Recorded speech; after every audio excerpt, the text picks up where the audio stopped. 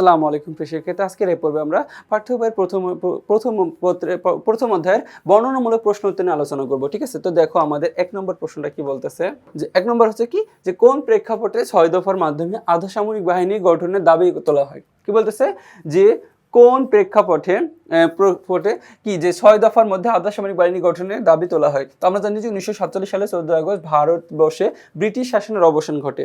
জন্ম নেয় ভারত এবং পাকিস্তান নামে দুটি স্বাধীন রাষ্ট্র। পূর্ব বাংলা পাকিস্তানের একটি কি প্রদেশ হিসেবে অন্তর্ভুক্ত করা হয়। এই অংশের নাম করা হয় পূর্ব পাকিস্তান। কিন্তু পাকিস্তান রাষ্ট্রের কর্তৃত্ব, কি বলতেছে, পাকিস্তান রাষ্ট্রের কর্তৃত্ব পশ্চিম পাকিস্তানের হাতে থাকায় আমাদের আঞ্চলিক নিরাপত্তা ছিল হুমকির সম্মুখীন। তো দেখো, পুরো কর্তৃত্ব আমাদের এই যে এত দূর থেকে আমাদের বাংলাদেশ থেকে ওই পূর্ব পাকিস্তানে কি পশ্চিম পাকিস্তানে তাদের কাছে কি কর্তৃত্ব ছিল। তো তার কারণে কি আমাদের আঞ্চলিক নিরাপত্তা ছিল হুমকির সম্মুখীন। তার অন্যতম কারণ হলো পাকিস্তানের সকল বাহিনী কর্তৃক কেন্দ্রীয় সরকারের হাতে ন্যস্ত থাকে। দেখো, পাকিস্তানের কারণ হলো কি, পাকিস্তানের সকল বাহিনীর কর্তৃত্ব কেন্দ্রীয় সরকারের হাতে ন্যস্ত থাকে। সেই জন্য 1952 সালে ভাষা আন্দোলনে এখানকার পুলিশের গুলিতে আমাদের বুকের তাজা রক্ত কি ঢেলে দিতে হয়েছে। দেখো, যে আমাদের কাছে কি কোনো ধরনের হচ্ছে কি, যে কেন্দ্রীয় সরকারের হাতে যে সবকিছু পুলিশ থাকে, কিন্তু আমাদের হাতে এমন কোনো কিছু ছিল না।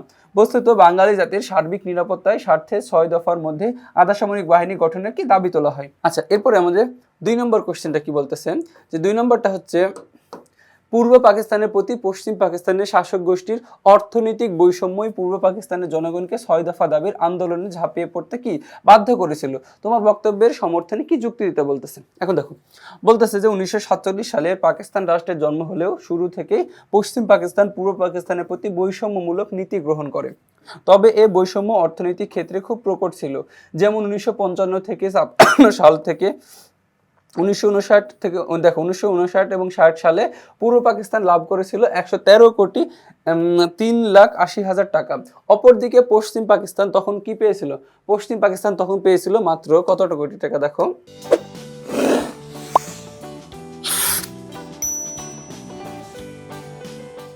মাত্র 500 কোটি টাকা। একইভাবে 1960 থেকে 61 দেখো 1960-61 থেকে 1964-65 সাল পর্যন্ত পূর্ব পাকিস্তানের জন্য বরাদ্দ ছিল 48 কোটি টাকা, আর পশ্চিম পাকিস্তানের ক্ষেত্রে তা ছিল 22,230 কোটি টাকা।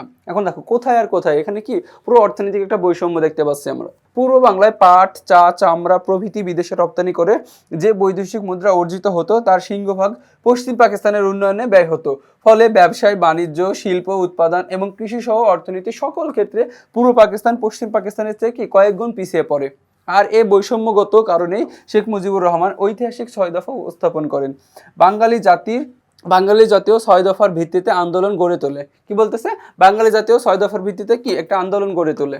বলতেছে যে অতএব একথা নিঃসন্দেহে বলা যায় যে পূর্ব পাকিস্তানের প্রতি পশ্চিম পাকিস্তানের শাসক গোষ্ঠীর অর্থনৈতিক বৈষম্য পূর্ব পাকিস্তানের জনগণকে 6 দফা দাবির আন্দোলনে কি ঝাঁপিয়ে পড়তে বাধ্য করেছিল। আচ্ছা, এরপরে আমাদের 3 নম্বর কোশ্চেনটা দেখি। 3 নম্বর বলতেছে, 1970 এর নির্বাচনের ফলাফলের প্রভাবী মুক্তিযুদ্ধের অনিবার্য কারণ বিশ্লেষণ করো।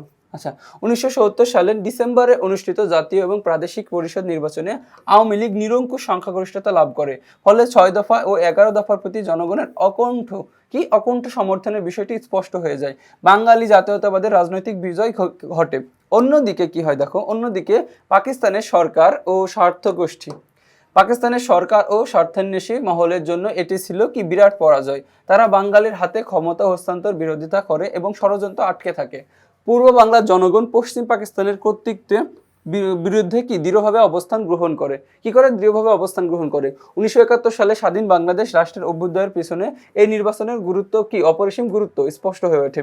এই নির্বাচন বাঙালি জাতীয়তাবাদের রাজনৈতিক অগ্রযাত্রাকে কি করে, মুক্তিযুদ্ধের চরিত্রদানে বিশাল ভূমিকা রাখে।